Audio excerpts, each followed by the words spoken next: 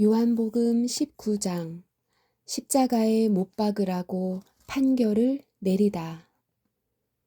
그래서 빌라도가 예수님을 데리고 가서 채찍질을 하게 했습니다. 군인들은 가시나무로 왕관을 만들어 예수님의 머리에 씌우고 자줏빛 옷을 입혔습니다. 그런 다음 그들은 여러 차례 예수님께 와서 유대인의 왕 만세라고 말하며 얼굴을 때렸습니다. 빌라도가 또다시 관저 밖으로 나와서 사람들에게 말했습니다. 자, 내가 예수를 당신들에게 데리고 나오겠소.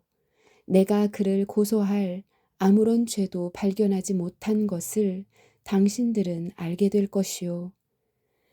예수님께서 가시관을 쓰고 자줏빛 옷을 입고 나오시자 빌라도가 유대인들에게 말하였습니다. 보시오, 이 사람이요.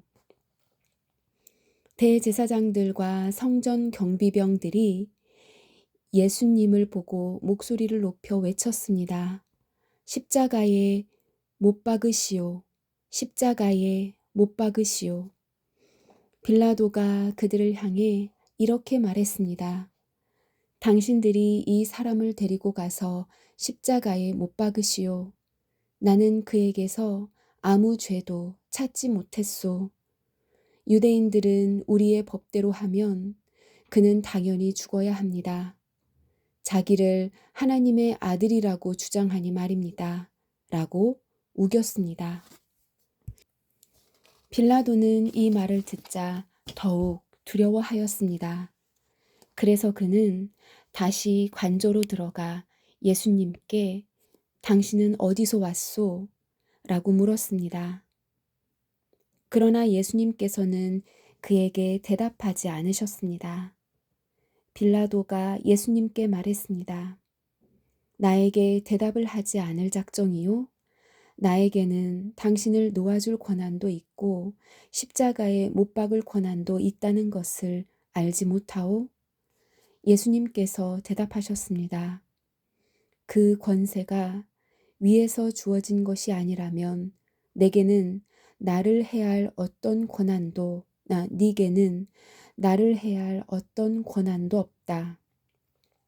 그러므로 나를 너에게 넘겨준 그 사람의 죄는 더 크다. 그때부터 빌라도는 예수님을 놓아주려고 애를 썼습니다. 그러나 유대인들은 소리를 지르며 만일 당신이 이 사람을 풀어주면 당신은 가이사의 지지자가 아닙니다. 당신을 왕이라고 하는 사람은 가이사를 반역하는 자입니다. 라고 외쳤습니다. 빌라도는 이 말을 듣자 예수님을 데리고 나와 돌로 포장된 바닥, 아람어로는 가바다에 마련된 재판석에 앉았습니다.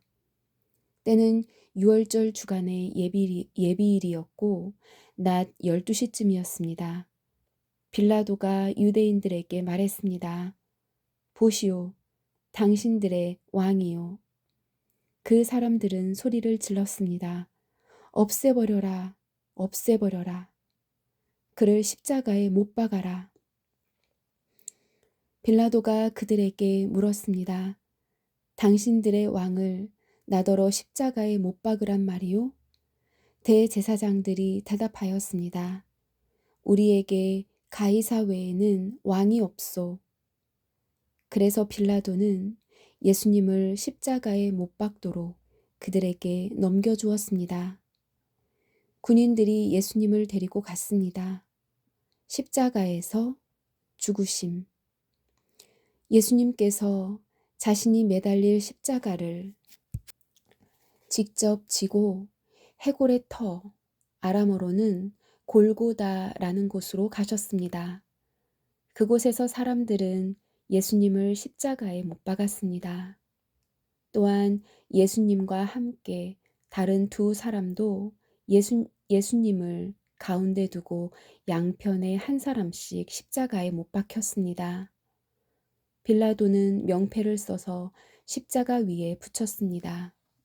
거기에는 유대인의 왕, 나사렛 예수라고 쓰여 있었습니다.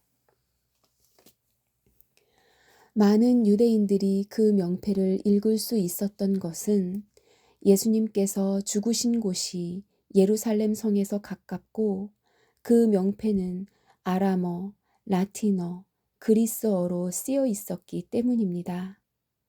유대인의 대제사장들이 빌라도에게 유대인의 왕이라고 쓰지 말고 나는 유대인의 왕이다 라고 쓰십시오 하면서 억지를 부렸습니다. 빌라도는 나는 내가 쓸 것을 썼을 뿐이다 라고 대답했습니다. 군인들은 예수님을 십자가에 못 박은 뒤에 그의 옷을 4조각으로 나누었습니다. 그리고는 저마다 한 조각씩 나누어 가졌습니다. 그들은 속옷도 가져갔는데 그 옷은 위로부터 아래까지 완전히 통으로 짠 것이었습니다. 그래서 군인들은 이것은 찢지 말고 제비를 뽑아 누가 가질지 정하자라고 말하였습니다. 이런 일이 일어난 것은 그렇게 되리라고 말한 성경 말씀을 이루기 위해서였습니다. 그들이 자기들끼리 내 옷을 나누고 내 옷을 가지려고 제비 뽑나이다. 예수님의 십자가 곁에는 예수님의 어머니와 예수님의 이모와 글로바의 아내 마리아와 막달라 마리아가 서 있었습니다. 예수님께서 그의 어머니와 그 곁에 사랑하는 제자가 서 있는 것을 보시고 어머니를 향해 말씀하셨습니다. 여자여, 보십시오. 어머님의 아들입니다. 그리고 그 제자에게는 보아라, 네 어머니이시다 라고 말씀하셨습니다. 그때부터 이 제자는 예수님의 어머니를 자기 집에 모셨습니다. 예수님의 죽음. 이후에 예수님께서는 이미 모든 것이 이루어진 줄 아시고 성경이 성취되도록 하기 위하여 내가 목마르다 라고 말씀하셨습니다. 그곳에서 신 포도주가 담긴 항아리가 있었습니다. 군인들이 해면을 신 포도주에 흠뻑 적셔서 우술초 막대기에 매달아 예수님의 입으로 가져갔습니다. 예수님께서는 신 포도주를 맛보신 다음 다 이루었다라고 말씀하셨습니다. 이 말씀을 하신 후에 고개를 아래로 떨구시고 운명하셨습니다. 이날은 예비일이었고 다음 날은 안식일이었습니다. 유대인들은 안식일에 시신을 십자가에 그대로 두고 싶지 않았습니다. 그래서 빌라도에게 시신을 다리를 부러뜨리고 그 시신을 십자가에서 내려달라고 부탁했습니다.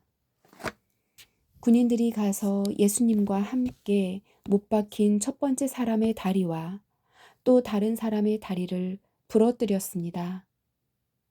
그러나 군인들이 예수님께 갔을 때에 그들은 예수님께서 이미 돌아가신 것을 알고는 그분의 다리를 부러뜨리지 않고 창으로 예수님의 옆구리를 찔렀습니다. 바로 피와 물이 쏟아져 나왔습니다. 이것을 본 사람이 증언한 것이니 그의 증언은 참됩니다. 그리고 자기가 진리를 말하고 있다는 것을 알았습니다.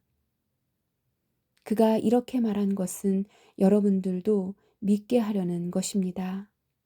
이런 일이 일어난 것은 그의 뼈가 하나도 부러지지 않을 것이다 라고 쓰여진 성경 말씀을 이루기 위해서입니다.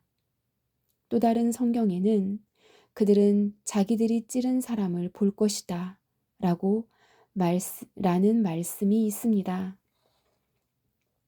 무덤에 묻히신 예수님. 이 일이 일어난 후 아리마대 사람 요셉이 빌라도에게 예수님의 시신을 가져가겠다고 요청하였습니다. 요셉은 예수님의 제자였지만 유대인들이 두려워 그 사실을 감춰왔습니다. 빌라도가 허락하자 요셉이 와서 예수님의 시신을 가져갔습니다. 니고데모도 요셉과 함께 왔습니다. 니고데모는 일찍이 밤에 예수님을 찾아왔던 사람이었습니다. 그는 모략과 알로에를 섞어 만든 향료를 약 33kg 정도 가져왔습니다. 이 두 사람은 유대인들의 장례 풍습에 따라 예수님의 시신을 가져다가 향료와 함께 고운 배로 쌌습니다.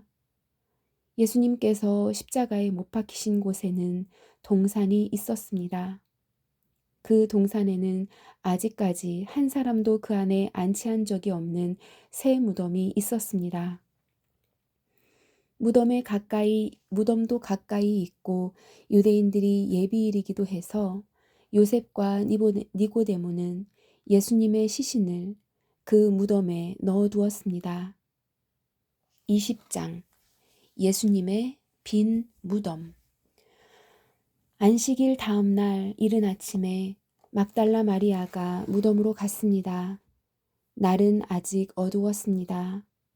마리아는 무덤 입구를 막았던 커다란 돌이 무덤에서 옮겨진 것을 보았습니다. 그래서 마리아는 시몬 베드로와 예수님께서 사랑하시던 다른 제자에게 달려가서 말했습니다. 사람들이 주님을 무덤에서 빼갔나 봐요. 그런데 그들이 주님을 가져다가 어디에 두었는지 모르겠어요. 그 말을 들은 베드로와 다른 제자는 무덤 쪽으로 향했습니다. 두 사람 모두 달려갔습니다. 다른 제자가 베드로보다 더 빨리 달려 무덤에 먼저 도착했습니다. 그 제자는 몸을 굽혀 고운 배가 거기에 놓여 있는 것을 보았지만 무덤 안으로는 들어가지 않았습니다. 뒤따라온 시몬 베드로는 무덤에 도착하자 바로 무덤 안으로 들어갔습니다. 베드로는 고운 배가 거기에 놓여 있는 것을 보았습니다. 그는 예수님의 머리를 감았던 천도 보았습니다. 그 천은 고운 배와 겹쳐 있지 않고 조금 떨어진 곳에 잘 개켜 있었습니다. 그제서야 무덤에 먼저 왔던 다른 제자도 무덤 안으로 들어와 보고 믿었습니다. 이때까지만 해도 제자들은 예수님께서 죽음에서 살아나야 한다는 성경 말씀을 깨닫지 못했습니다. 그리고서 두 제자는 자기 집으로 돌아갔습니다. 예수님께서 막달라 마리아에게 나타나심. 그러나 마리아는 무덤 밖에 서서 울고 있었습니다. 마리아는 울면서 몸을 굽혀 무덤 안을 들여다보았습니다. 마리아는 흰옷 입은 두 천사를 보았습니다. 두 천사는 예수님의 시신이 있던 곳에 앉아 있었습니다. 한 천사는 머리 쪽에, 다른 천사는 발 쪽에 있었습니다. 천사가 마리아에게 물었습니다. 여자여, 왜 울고 있소? 마리아가 대답했습니다. 사람들이 우리 주님을 어디론가 가져갔는데 주님을 어디에 두었는지를 알지 못하겠습니다. 마리아가 이 말을 하고 뒤에 돌아보자 거기 예수님께서 서 계셨습니다. 그러나 마리아는 그분이 예수님이신 줄 알지 못했습니다. 예수님께서 마리아에게 물으셨습니다. 여자여, 왜 울고 있느냐? 누구를 찾고 있느냐? 마리아는 그분이 동산 관리인인 줄로 생각하고 당신이 그분을 다른 곳으로 옮겨 놓았다면 어디로 옮겨 놓았는지 말씀해 주세요. 그러면 제가 모셔갈게요. 라고 말했습니다. 예수님께서 마리아에게 마리아야 라고 말씀하셨습니다. 마리아는 예수님께 몸을 돌려 아람어로 라보니라고 외쳤습니다. 이 말은 선생님이란 뜻입니다. 예수님께서 마리아에게 말씀하셨습니다. 나를 계속 붙잡고 있지 마라. 내가 아직 아버지께로 올라가지 않았다. 다만 너는 나의 형제들에게 가서 이렇게 말하여라. 나는 내 아버지 곧 너희 아버지, 내 하나님 곧 너희 하나님께로 돌아갈 것이다. 막달라 마리아가 제자들에게 가서 내가 주님을 보았어요 라고 말했습니다. 그리고 예수님께서 자기에게 하신 말씀을 전하였습니다. 예수님께서 제자들에게 나타나심. 같은 날 저녁에 제자들이 함께 모여 있었습니다. 제자들은 유대인들이 두려워 문을 꼭 잠갔습니다. 그곳에 예수님께서 오셔서 그들 가운데 서서 말씀하셨습니다. 너희에게 평강이 있을지어다. 이 말씀을 하시고는 제자들에게 손과 옆구리를 보이셨습니다. 제자들은 주님을 보자 무척 기뻐했습니다. 다시 예수님께서는 너희에게 평강이 있을지어다. 아버지께서 나를 보내신 것 같이 나도 너희를 보낸다 라고 말씀하셨습니다. 이 말씀을 하시고 그들을 향해 숨을 내쉬며 말씀하셨습니다. 성령을 받아라. 너희가 누구의 죄든지 용서하면 그 죄는 사함을 받을 것이다. 너희가 누구의 죄든지 용서하지 않으면 그 죄는 사함을 받지 못할 것이다. 예수님께서 도마에게 나타나심. 12제자 중에서 디두모라는 별명을 가진 도마는 예수님께서 오셨을 때 다른 제자들이 있던 그 자리에 없었습니다. 그래서 다른 제자들이 도마에게 우리가 주님을 보았다라고 말했습니다. 그러자 도마는 내가 직접 예수님 손에 있는 못자국을 보고 내 손가락을 그분의 못 박힌 곳에 찔러보고 내 손을 그의 옆구리에 넣어보기 전에는 못 믿겠다라고 말했습니다. 일주일 뒤에 예수님의 제자들이 다시 그 집에 있었습니다. 이번에는 도마도 그들과 함께 있었습니다. 이때도 문은 잠겨 있었습니다. 예수님께서는 안으로 들어오셔서 그들 가운데 서서 말씀하셨습니다. 너희에게 평강이 있을지어다. 그리고는 도마에게 말씀하셨습니다. 네 손가락을 여기에 찔러 보아라. 내 손을 보아라. 네 손을 내밀어 내 옆구리에 넣어 보아라. 그리고 믿지 않는 자가 되지 말고 믿는 자가 되어라. 도마는 예수님께 나의 주님, 나의 하나님이라고 외쳤습니다. 예수님께서 도마에게 말씀하셨습니다. 너는 나를 보았기 때문에 믿느냐? 나를 보지 않고 믿는 사람들은 복이 있다. 요한복음을 기록한 목적. 예수님께서는 제자들이 있는 곳에서 이 책에 기록되지 않은 다른 표적도 많이 행하셨습니다. 그런데도 이 책에 있는 표적들을 기록한 것은 여러분들로 하여금 예수님께서 하나님의 아들 그리스도이심을 믿게 하고 그분의 이름을 믿음으로써 생명을 얻게 하기 위해서입니다. 21장 예수님께서 7 제자들에게 나타나심. 이 일이 일어난 후 예수님께서 디베랴 호수에서 제자들에게 다시 자신을 나타내셨습니다. 시몬 베드로, 디두모라는 별명을 가진 도마, 갈릴리 가나 사람 나다니엘, 세베대의 2 아들, 그리고 다른 2 제자가 함께 있었습니다.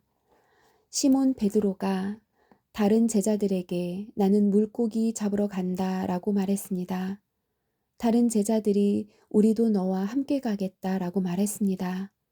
그래서 그들은 밖으로 나가서 배에 올라탔습니다. 그러나 그날 밤에는 한 마리도 잡지 못했습니다. 다음 날 아침 일찍 예수님께서 호숫가에서 계셨습니다. 그러나 제자들은 그분이 예수님이신 줄 알지 못하였습니다. 예수님께서 그들에게 말씀하셨습니다. 친구들이여, 한 마리도 못 잡았느냐? 제자들이 대답했습니다. 네, 한 마리도 잡지 못했습니다. 예수님께서 말씀하셨습니다. 그물을 배 오른편에 던져라. 그러면 고기를 잡을 것이다. 그들은 시키는 대로 했습니다. 그러자 고기가 너무 많아 그물을 배 안으로 끌어올릴 수가 없었습니다. 예수님께서 사랑하시던 제자가 베드로에게 말했습니다. 주님이시다. 베드로는 주님이시라는 말을 듣자마자 벗고 있던 겉옷을 몸에 두르고는 물로 뛰어들었습니다. 다른 제자들은 고기가 가득한 그물을 당기며 배를 저어 호숫가에 댔습니다. 그들은 호숫가로부터 약 90m 정도 떨어진 그리 멀지 않은 곳에 있었기 때문입니다. 제자들이 호숫가에 다 땅에 내리니 숯불이 피워져 있는 것이 보였습니다. 불 위에는 생선이 놓여 있었고 빵도 있었습니다.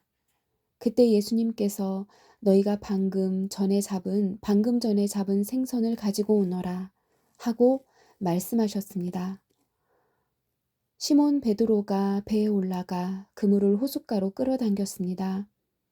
그물은 큰 물고기로 가득했습니다. 153마리나 되었습니다. 고기가 그렇게 많았는데도 그물은 찢어지지 않았습니다.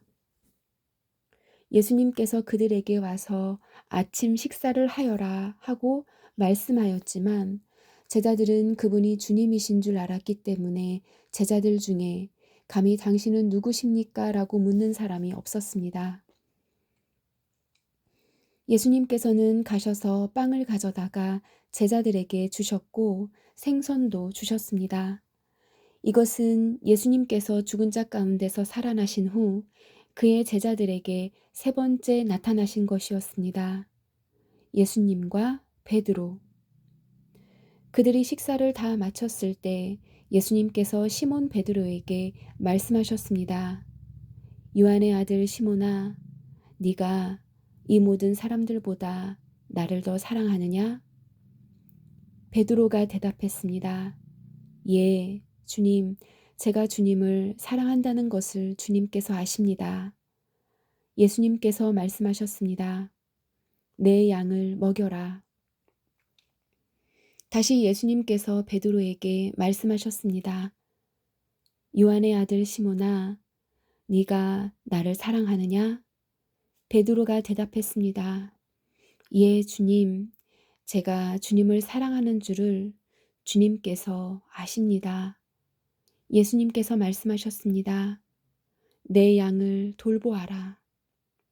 세 번째로 예수님께서 베드로에게 말씀하셨습니다. 요한의 아들 시몬아, 네가 나를 사랑하느냐? 예수님께서 자기에게 세 번씩이나 네가 나를 사랑하느냐고 물으셨기 때문에 베드로는 거의 울상이 되었습니다. 그리고는 예수님께 대답했습니다. 주님, 주님께서는 모든 것을 아십니다. 제가 주님을 사랑하는 것도 주님께서는 알고 계십니다. 예수님께서 베드로에게 말씀하셨습니다. 내 양을 먹여라. 내가 너에게 진리를 말한다. 네가 젊었을 때는 네 혼자 힘으로 옷도 입고 네가 원하는 곳으로 갔지만 나이가 들게 되면 네가 팔을 벌리겠고 다른 사람이 네게 옷을 입힐 것이며 다른 사람이 네가 원하지 않는 곳으로 너를 데려갈 것이다. 예수님께서 이렇게 말씀하신 것은 베드로가 어떤 죽음으로 하나님께 영광을 돌리게 될지를 보여주시려는 것이었습니다. 이 말씀을 하시고 예수님께서는 베드로에게 나를 따르라고 말씀하셨습니다. 예수님과 사랑하시는 제자. 베드로가 뒤돌아보니 예수님께서 사랑하시던 제자가 따라오고 있었습니다. 이 사람은 만찬에서 예수님께 몸을 기댄 채 주님을 배반할 사람이 누구입니까? 라고 묻던 제자였습니다. 베드로가 그 제자를 보고는 예수님께 여쭈었습니다. 주님, 이 사람은 어떻게 되겠습니까? 예수님께서 대답하셨습니다. 내가 다시 올 때까지 그가 살아있기를 원한다고 해도 그것이 너와 무슨 상관이냐? 너는 나를 따르라. 이 사건 때문에 이 제자가 죽지 않을 것이라는 소문이 형제들 사이에 퍼지게 되었습니다. 그러나 예수님께서는 그가 죽지 않을 것이라고 말씀하신 것이 아니었습니다. 예수님께서는 단지 내가 다시 올 때까지 그가 살아있기를 원한다고 해도 그것이 너와 무슨 상관이냐 라고 말씀하신 것 뿐이었습니다. 이런 일들을 증언하고 그것을 기록한 제자가 바로 이 사람입니다. 우리는 그의 증언이 참되다는 것을 알고 있습니다. 결론. 이 외에도 예수님께서 행하신 다른 일은 많이 있습니다. 만일 그 일을 일일이 다 기록한다면 온 세상이라도 그것을 기록할 책을 담기에 부족할 것입니다. 아멘.